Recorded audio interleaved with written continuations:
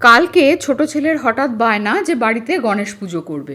আমাদের বাড়িতে তো গণেশ পুজো হয় না, আমাদের এখানে খুব একটা গণেশ পুজোর প্রচলনও নেই।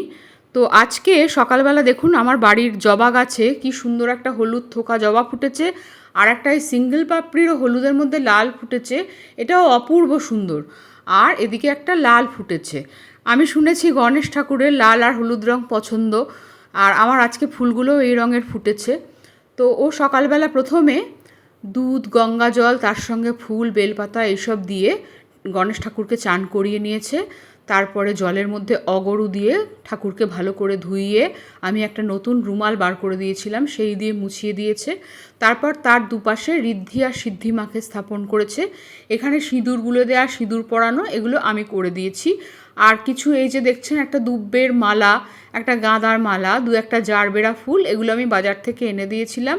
আর এই যে এখন দেখলাম যে গণেশকে সবাই এই মোদকটা দিচ্ছে, তাই এই মোদক 4টে কিনে এনেছিলাম, তার সঙ্গে কয়েকটা লাড্ডু ও আবার ওর বাবার সাথে গিয়ে কিনে এনেছে। প্রথমবার পুজো বলে অতটা গুছিয়ে ফল টল আমি কিনে আনতে পারিনি। আর পুজোর পদ্ধতি বেশিরভাগই ও ইউটিউব দেখে দেখে নিয়েছে।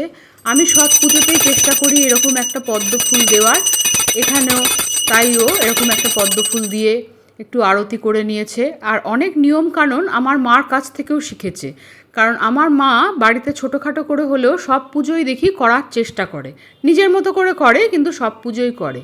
এই যে আমার ঠাকুরের যে জায়গাটা, সেটাও আজকে একটু গুছিয়ে নিয়েছি। আর এই যে এখানে দেখুন এই দুপাশে ঋদ্ধি আর সিদ্ধিমা রয়েছে, মাঝখানে গণেশ ঠাকুর রয়েছেন। এইভাবে আজকের পুজোটাও করলো। যদি ভিডিওটা আপনাদের ভালো লাগে অবশ্যই একটা লাইক করে দেবেন।